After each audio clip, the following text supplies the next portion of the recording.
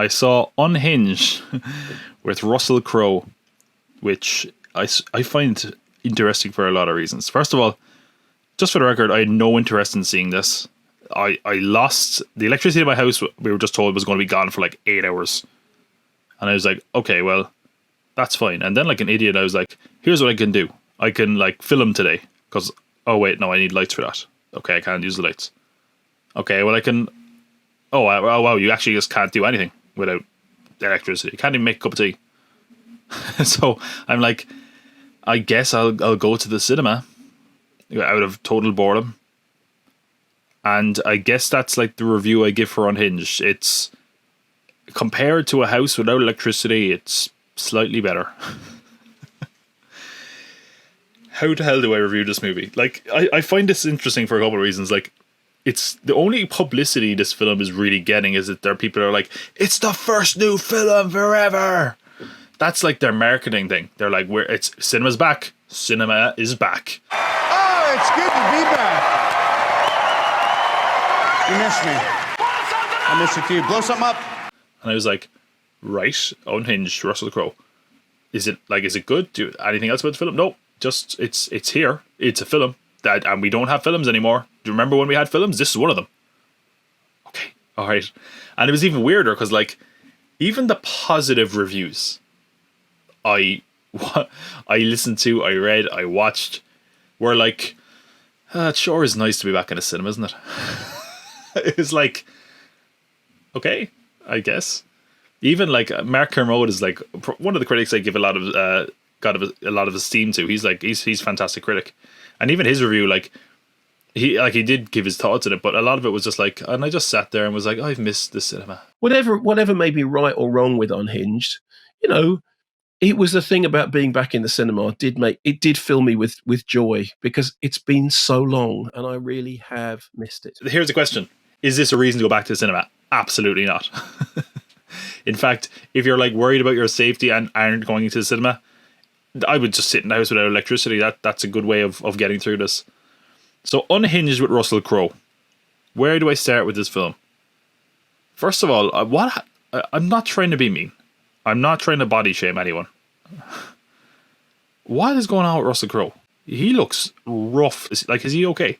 He plays the role pretty well. But I said this on Twitter and I say it again. I mean, the role is like a bit of a nutcase who's quick to anger, which... what a stretch for Russell Crowe as an actor. What a stretch for Russell Crowe. I threw my phone at my assistant, the actor.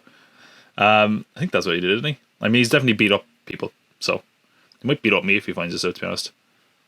So, what is the story of Unhinged? I think it's pretty clear. That's the one thing that's been very clear from the marketing.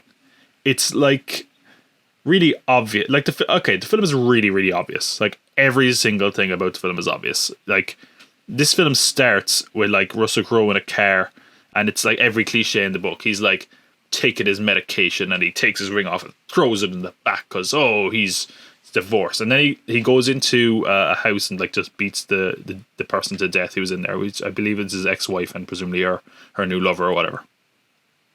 And that's kind of how we start the film. And then of course we go to the innocent kind of our lead female character, and what happens from there. This is kind of the thing they're only showing in the marketing, which is like how the confrontation happens, which is that he is like at a traffic light and she beeps, and then he kind of loses her shit at the next light. I just didn't find it, like, I know it's stupid to say I didn't find it believable, but even as a psychotic character, it just felt like such a leap. They kind of made him kind of feel almost invincible as well. He's just, and I was waiting for it. I was like, what? Who is this guy that he's like so good at doing all these things? He feels like he's like incredibly clever to figure all this stuff and to have all this like work out so meticulously. He's just a guy that worked in a factory that got let go. Oh wow, that just reminded me of something. I wasn't going to like. I'm already talking about this with more than I expected to, but like that pulls up to the light and they're like, hey, I don't get like a proper beep, like not a like but a beep beep, Light. It's friendly. So I mean, again, it already sounds ludicrous when he's doing all this, and he's like, I don't get a courtesy tap. You know what a courtesy tap is, young man? And he's got the ludicrous southern accent on him, like he was, like he's a member of the devil all the time. That ain't no preacher.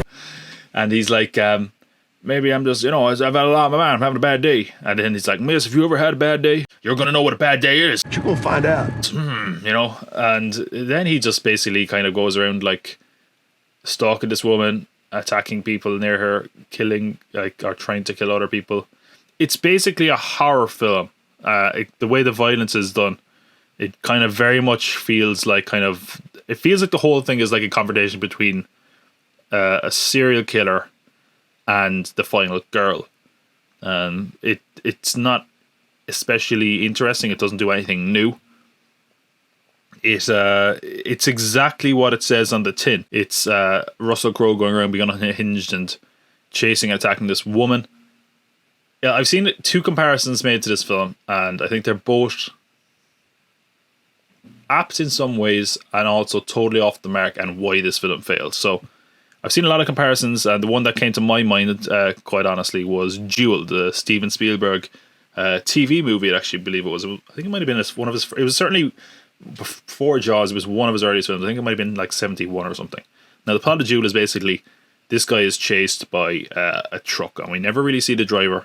And this truck is just an ominous kind of foreboding presence. It's kind of very kind of primal sense to it, where it's just kind of man versus machine, and it's like this unstoppable thing. And that's a really simple film that never overstays its welcome, but it's quite enjoyable.